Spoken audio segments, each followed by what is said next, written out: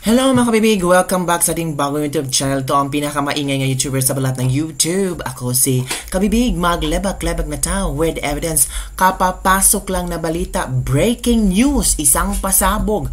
PRRD, Pangulong Duterte tatakbong mayor at Baste Duterte tatakbong vice mayor sa Davao City. So, hindi sila tatakbong senador. O ha? Klarong-klaro na yan ha. Babalik si Pangulong Duterte sa Davao. Naku, napakaswerte naman ng mga taga Davao City. Ito na kaya ang simula na yung Davao City ay lalayo na? Anong lalayo, kabibig? Basta, may mga sabi-sabi na parang magkaroon ng Republic of Mindanao. Hindi naman sa ganun, mga kabibig. So, panoorin natin ang live na press con ni Pangulong Duterte at ang kanyang pasabog kasi maraming sasabing senador na lang po pero hindi niya iiwanan ang Davao City. So, ito mga kabibig ha, manood tayo ngayon sa live ni Pangulong Duterte. Ito na. Para sure na sure ha, hindi ito lebak-lebak with evidence. Ito na. Nood tayo. Go. Ito na po. You are speculating that I am running. Is that the popular notion sa... Yes. Yes, Mr. President. Yan ang isip ninyo. And it is the... almost a... O sige, tatakbo na lang ako. Yung gusto ninyo. Ngayon si Salvador Panilo tuhak daw ang kung dili daw senador o mayor yan imong daganan according to attorney. Well, let me put it this way. Kilala naman niyo ako. I've been your mayor for so many years now. You think that I can carry a national campaign at my age? Or you want me to die? Magkukulaps lang ako niyan. Well, anyway guys, I think that at my age, 73,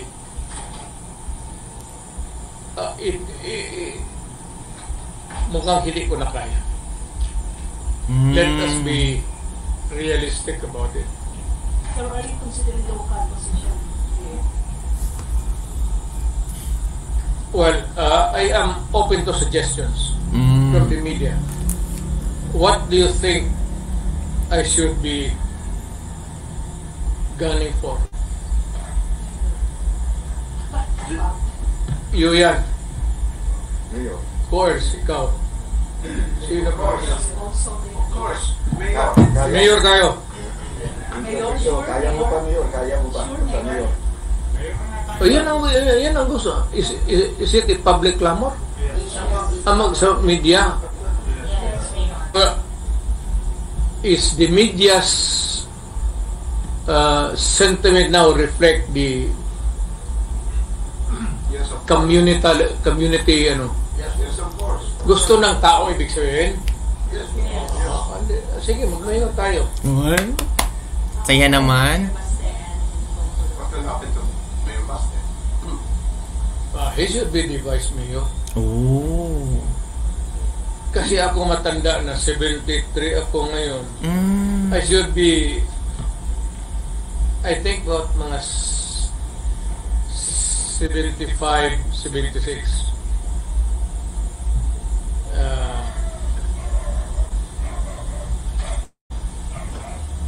In fairness ha, ang talino pa rin ni Digong. May cancer kasi ako. Ha? May cancer? Makakalaan yung lahat ng tao healthy. Baka hindi pa rin inabot. Uy, may cancer.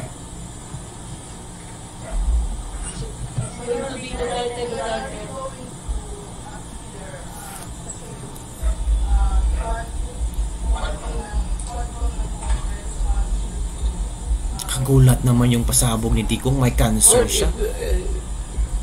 If it's their pleasure, why not? Yes.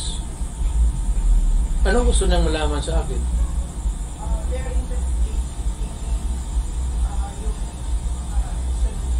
Ako, totoo yan. Wala. Wala ako.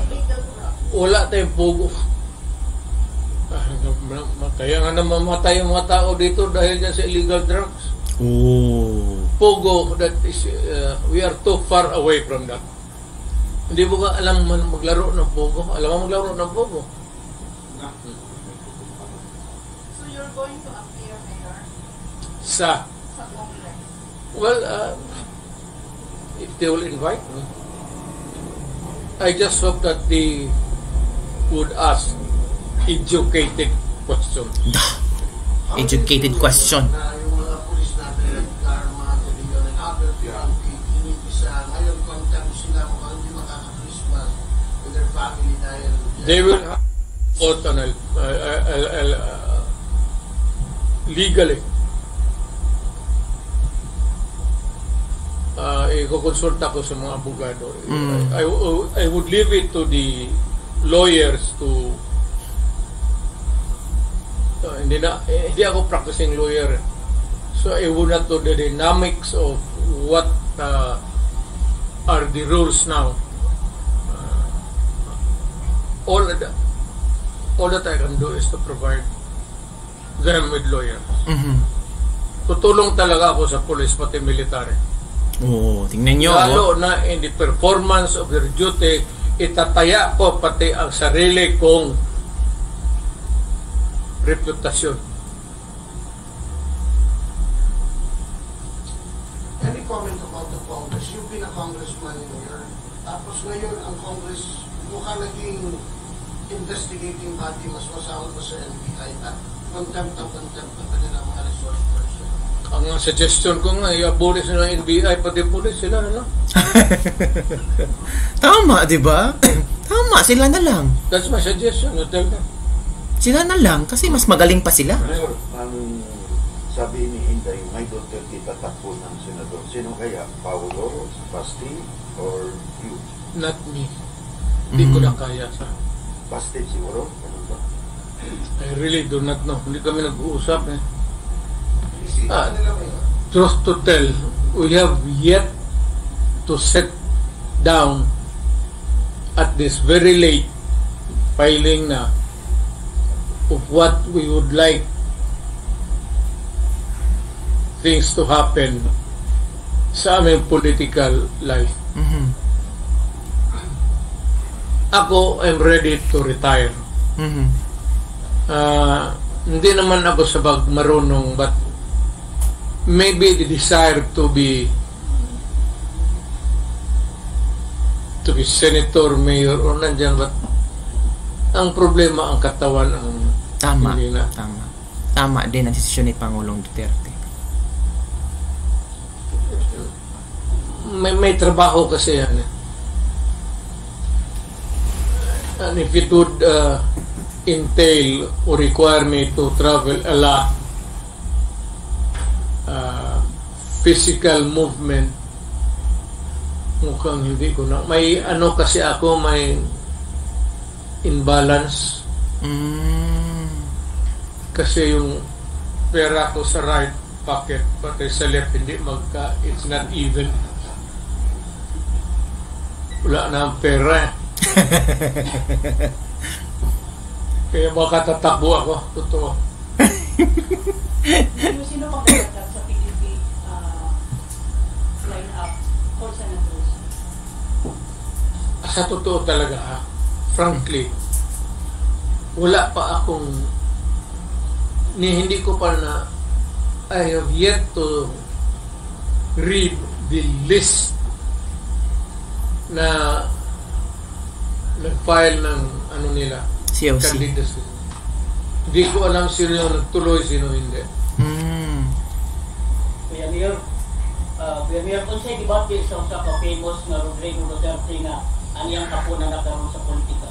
Si Rodrigo Duterte nag-file na sa iyang COC for councilor. Yung apo niya. Kapitan Omar Duterte, will he file for congressman in the 2nd district of Davao? Gusto mo siguro nila ilatanan, ihatag na lang nila. give it to them. You know, ito Adre, wala itong ano. Do you know the reason why? It's because we come from a political Family. Correct. We cannot Even control in them. the now, post-war, basahin ninyo, i-google na ninyo, nandiyan yan. Post-war, right after, ang tatay ko naging mayor na ng Danao, which is a city now. Cebu. Hindi talaga nawala sa politika. Pagdating dito, he served for a few years as a secretary to the board or provincial secretary, they call it. Then politics again. And so political family kami. Correct. I am not surprised even if I do not want them to, kasi magulo, hindi naman walang kwenta. Pangit naman pakinggan, pero merong trabaho mas maganda pa dyan sa magiging politiko. Hindi ka naman magnegosyo ka, magyayaman ka. Ngayon, kung pasok ka ng politika, magnakaw ka talaga. Oh.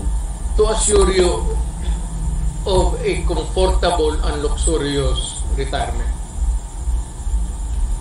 Kung hindi ka marunong magnakaw, I think that at one time sa buhay mo as a politician, you better stop and think of going into a more profitable or productive life. Hindi ka makaasa dyan sa sweldo. Kailangan ka magnakaw. Ngayon, kung hindi ka marunong magnakaw, paano mo nakawin? You have to falsify, you have to ghost project. Hindi natin kaya yan. Kasayang naman ang iniwan ng tatay ko na ito naabotan pa man ni John Ledesma. Kasaya naman yung legacy ng tatay ko tapos sisirain mo lang ng gano'n. I mean, makinabang pa siguro ang next generation, mga apo ko. President, Mayor, would you like to comment? Kasi pagdating ngayong election, sabi-sabi, yung mga Nograles, itatakbo yung tatlong Nograles. Ano yung reaction? Sige mo yun. Sige mo yun. Nograles. Sige lang kami hintay. Well, alam mo, modern day, lumipas na yung Almendras, Duterte, Veloso. May bagong crop. There will always be contenders for public office. You should not begrudge the Nograleses. If they also want the distinct honor of being their public office, congressman, mayor, or what else. We do not have the monopoly of ambition and desire. Kagaya ko, kasi tatay ko pa. At hindi yan nag-umpisa dito sa Davao. Sa Danao pa nga. Totoo. Right after the war, isa na yung nag-umpisa ng mayor. Tapos pagpunta niya dito, parang continuity of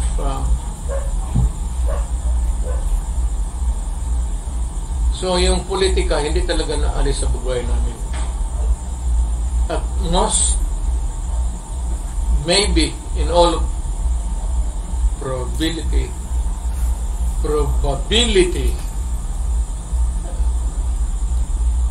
mukatay pa na sa among mga apo. Correct. Bago yung mayor sa gawas, last day sa pag-filing ng this month, at nahigit lang na Nograles sa Duterte, pag mudagan ka og mayor, walay Nograles mudagan og mayor. Apan kung di ka mudagan mayor, kung si Basti tabanan nila. Oh. Kung sa imo. Di, gusto na akong file tanan. Lahat magpa-file. Nograles at Duterte. Pangit naman yung eleksyon na ako lang dyan. Dili sila mulaban nimo, pero Takot ang mga Nograles. Kalabanan si Digong. Pero pag si Basti, kakalabanin ng mga Nograles. ikaw mo kandidato si Basti Dili, way mulaban ng mga Nograles sa imo. Wala balita doon sa Ewas. That is not the proper question. The proper question is, I don't know kung sabihin ng Diyos na mamatay ako bukas, I will not tinker with politics anymore. O bigyan lang man niya ako ng isang single cell of cancer at hindi ko naman kinatanggihan yan kasi matanda na ako. Hindi na ako makialam. Pero what am I supposed to do? Yan ako sa bahay. Pagising ko, nakatingin yung asawa ko. Pag uwi niya, nasa sopa ako, nagbabasa ng newspaper, tinitignan niya ako. Pag uwi niya sa gabi, nandiyan sa TV ako, nagatingin. Masama ang tingin niya sa akin. Ano ang dapat gawin ko? Magpalit ng asawa, patayin ko yung asawa ko, o I find something productive outside. Find something. Yes, because alam mo, kung magtrabaho ka, you get to solve so many problems. Correct. And, marunong naman ako magtrabaho siguro, dumaan naman ako dyan. Correct. Tama ang Sa awa logic. ng Diyos. Tama ang logic talaga ni PRRD. I would Talino? not judge myself, but I would say that binigay ko lahat. Yung pagkatao ko, yung edukasyon ko na nakuha ko. I was able to make use of my being a law practitioner, then being a prosecutor, then being a congressman.